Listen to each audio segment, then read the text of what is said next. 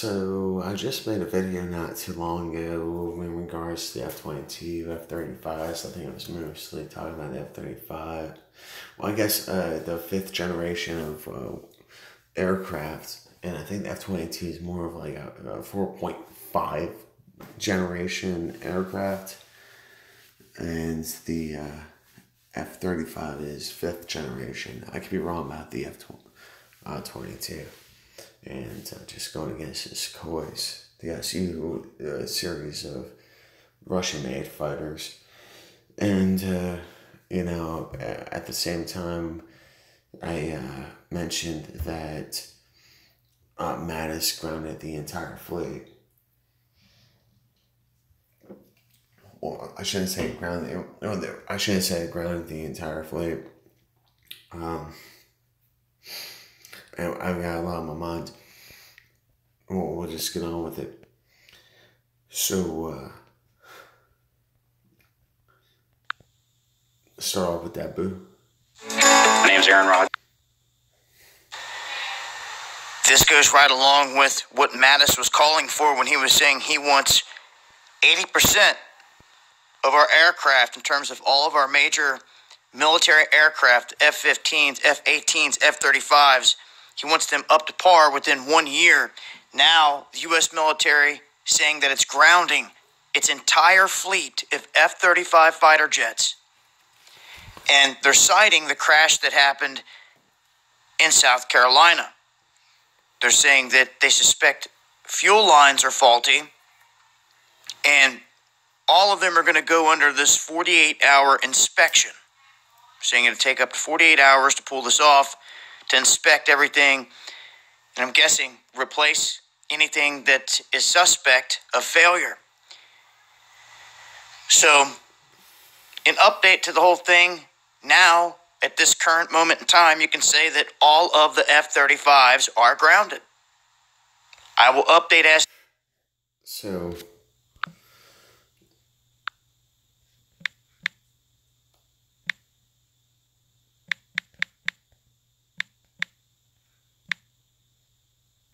Oops.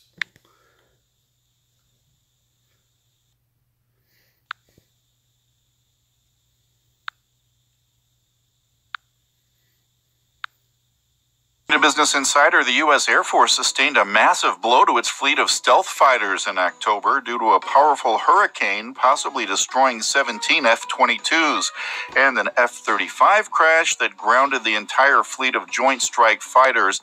The F-35B crash, actually in September, led to an investigation that led the Pentagon to ground all F-35s until inspectors could clear the fighters of a suspected defect in the fuel lines. Then Hurricane Michael, the most powerful storm of its kind to touch down in Florida for 50 years, absolutely devastated Tyndall Air Force Base, all but wiping it from the map. So,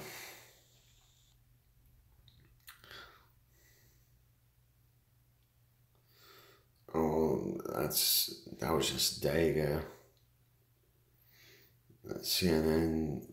4 years ago, this isn't the first time they've had grounded the aircraft, as we can see.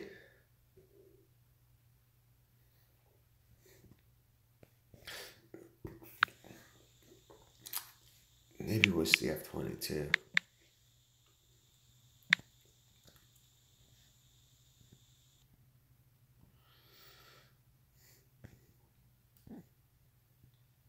All these videos are so long.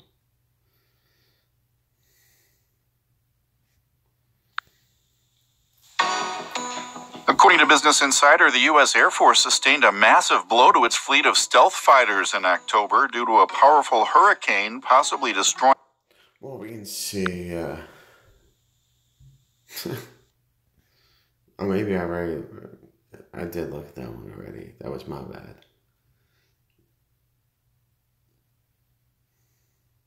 Trying to find like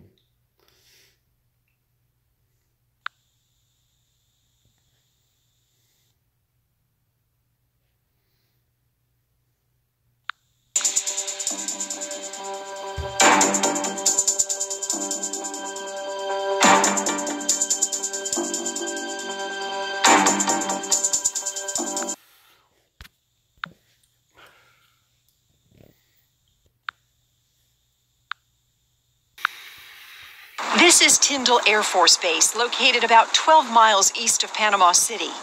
It's home to the 325th Fighter Wing, the top stealth fighter jets, and now catastrophic damage from Hurricane Michael.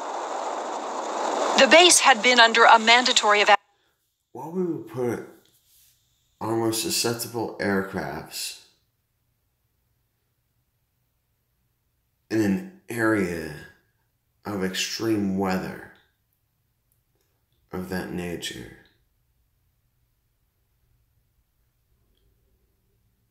It doesn't make a lot of sense. So few were here. It's cheaper to create a storm control or climate controlled storm shelter for these aircrafts. I mean, even going underground and whatnot, and like it's not even like that much. They people are fools. When the Category 4 winds blew through, and these aerials, shot by news helicopters, are likely how many will learn the fate of their homes on base. Nearly all are gone. And the hangars? Just look. This was the first Category 4 hurricane to hit the Florida Panhandle ever. And now the name Michael will be seared on the memories of the survivors. And extraordinary recovery for hurricane to hit the Florida Panhandle ever. And now the name Michael will be seared on the memories of the survivors.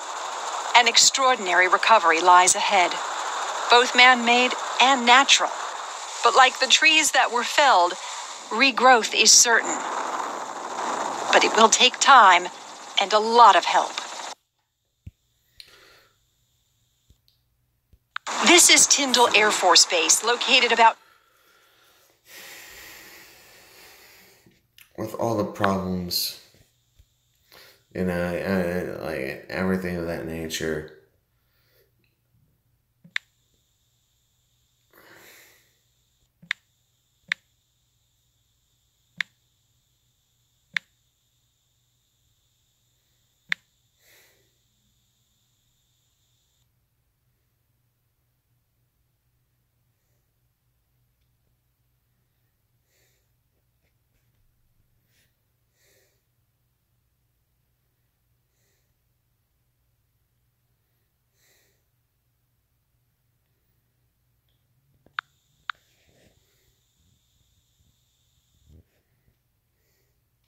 you know what? Maybe I shouldn't actually record this because that's going to dilute the point. Excuse me. But the F-22 has been a devastating failure. It's F-35 as well. I apologize for making this video so long. You know what? I'm keeping things as natural as they are. Alright. So. Alright, time to take it to school. So grab your beer, crack it open. Cheers.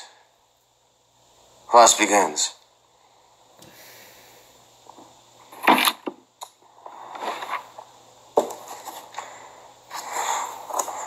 It looks a little bit thicker than it actually is, but it's still pretty damn thick.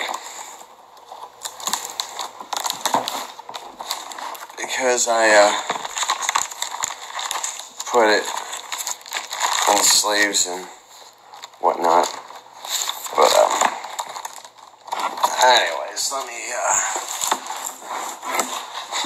so, and this is my report against higher education, by the way. This is just some of the atrocities that I faced. Oh no. See, freaking hate binders. They're always a pain. Here, timeout. I'm alright. Back to business. But we can also see that just in this one sleeve is the entire document. Just like my grade in I'll include a link in the description where I go over this a little bit more in detail about my grading. It's a grading by Thomas McCarthy over at Pierce Community College. Anyways, I wrote this on the 13th of October, 2014.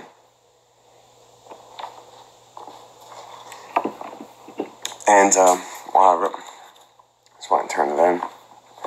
But, cool down about global warming. Where do we start the conversation protesting man's impact on the weather? The answer is simply that there has not been enough data collected from all of the contributing forces to determine whether or not climate change, global warming, is even happening and or that humans are a major factor in the phenomenon. According to the Columbian Electronic Encyclopedia 6th editions, modern weather collecting data is less than 100 years old, and geologists will say it's an insignificant amount of time in the scheme of things. Talking about geological time scale or there's so many contributing factors into. So yeah, that was a nice little error. But anyways, I'll just say that's a significant amount of time in the scheme of things. Dr. Benny Peiser from the Global Warming Policy Forum said that the experts are struggling to understand why October 2014 marked almost two decades since the last recorded rise in Earth's temperature, and also went on to say this about the recent data. Quote, "We are now in the midst of a crisis of credibility because the global warming and accompanying doomsday effects that we were once warned about has not happened."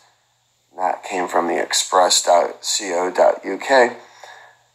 Dr. Peiser went on to explain how there are over 30 theories trying to explain this occurrence, like heat being transferred into the ocean, but the truth, according to him, is we might have much more time than people once told us.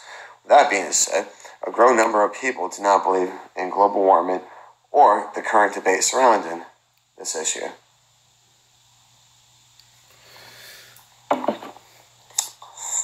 The fact is, there is no debate as to whether or not humans have caused climate change. We have modified the climate. During the Vietnam War, we seeded the clouds to produce more rain in hopes of flooding out the Ho Chi Minh Trail, a main route that the Viet Cong used to resupply their front line. Cloud seeding is the technique used to modify the weather by dispersing various chemicals into the clouds to increase the chance of precipitation. In the present day, farmers in drought-stricken areas have resorted to paying pilots to see the clouds in their areas. If they are to have any chance at a successful harvest. An abstract from The Economist, August 21st, 1999, speaks of the current technology in use today. For the past 3 years, researchers from the United States National Center for Atmospheric Research have been carrying out the most extensive and rigorous evaluation to date of a promising rainfall enhancement technique called hygroscopic flare seeding. A final nail in the coffin that proves humans have the ability to modify the climate is outlined in the Convention of the Prohibition of Military or any other hostile use of environmental modification techniques. The entire policy can be found on the United States Department of State's website. However, the second sentence of the paragraph states, in July 1972, the United States government renounced the use of climate modification techniques for hostile purposes, even if their development were proved to be feasible in the future. Which doesn't specifically say that the USA has used weather modification weapons against our enemy in the past, nor does it deny ever deploying them. It just says we won't use them anymore. The Environmental Magazine produced an article in January 1997 edition where Tracy C.E. Rembert explains how the United States Air Force, has a weapon which manipulates the ionosphere. Quote, it looks like a cable television station, but it's something far more ominous. The military's semi-secret, high-frequency active auroral research program, HAARP, designed to give the Pentagon strategic control over the upper atmosphere. This information should really change the argument. It isn't whether or not humans consuming fossil fuels are overproducing, and overproducing garbage has caused any climate or change on the climate. Rather, it's whether or not humans abusing technology for the sake of war has caused the climate to change. It is hard to say if any changes in the climate are not just general changes, just normal changes, or cycles that happen with the Earth. For all we know, we could be having something larger than our seasonal system that affects the climate. So,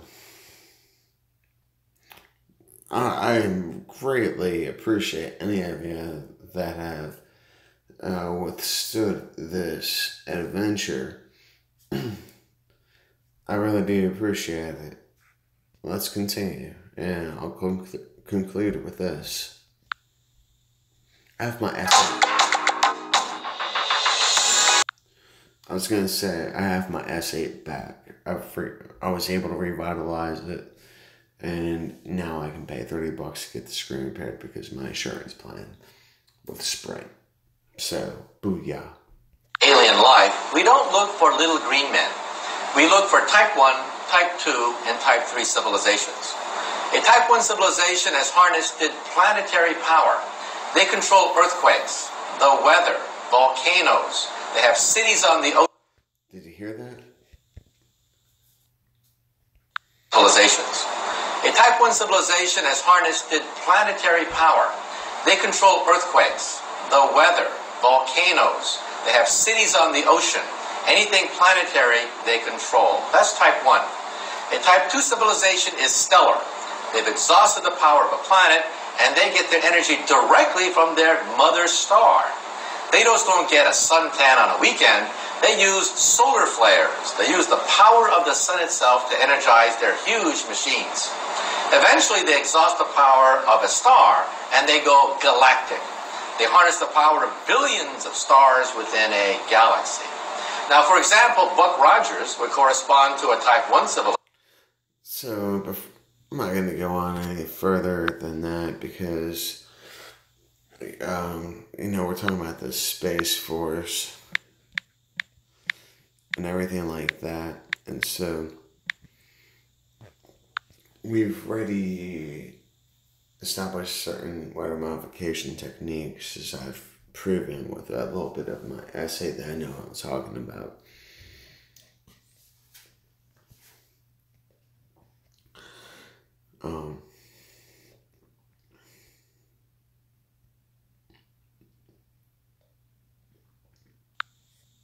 As President Trump has said in his words, it is not enough to merely have an American presence in space. We must have American dominance in space, and so we will. Just as in the past, when we created the Air Force, establishing the Space Force is an idea whose time has come. The space environment has fundamentally changed in the last generation. What was once peaceful and uncontested is now crowded and adversarial. Today, other nations are seeking to disrupt our space-based systems and challenge American supremacy in space as never before. And our administration will soon take action to implement these recommendations. Long story short, military spending is going into space, and I'm already talking about the weather and everything like that. Well, how does that go to the F-22s and the aircraft? The Airforce base and whatnot. How does that all pertain to everything? Well, as I said, it's the things are complicated.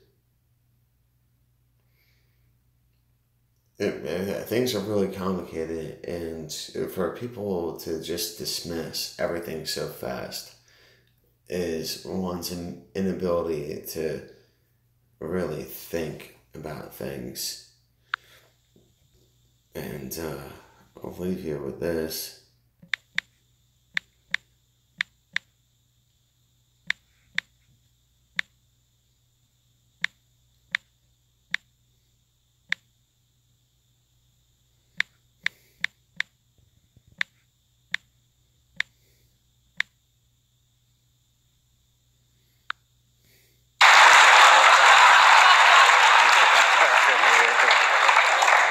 When Martin Lawrence was in that chair, we talked about Blue Streak. I love that.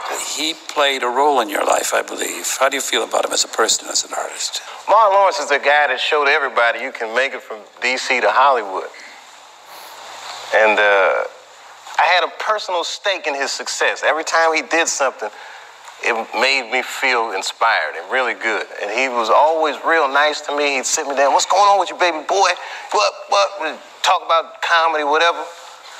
And, you know, when we did Blue Streak, we were promoting it, and Martin had a stroke. He almost died. And then after that, I saw him, and I was like, "Oh, my God, Martin, are you okay?" And he said, "I got the best sleep I ever got in my life." That's how tough he is. So let me ask you this. What is happening in Hollywood that a guy that tough will be on the street waving a gun, screaming, "They are trying to kill me"? Yeah. What's going on? Why is Dave Chappelle going to Africa? Why does Mariah Carey make a $100 million deal and take her clothes off on TRL? A weak person cannot get to sit here and talk to you. Ain't no weak people talking to you. So what is happening in Hollywood? Nobody knows. The worst thing to call somebody is crazy, is dismissive. I don't understand this person, so they're crazy. That's bullshit. These people are not crazy. They're strong people. Maybe the environment is a little sick.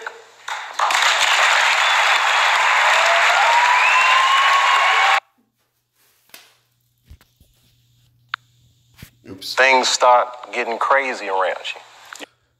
Always understand the environment. When a hurricane comes, when vacate our possessions, this is full circle, people, and I'm glad they all could actually withstand thought process to the end with me. But this is multi-million-dollar,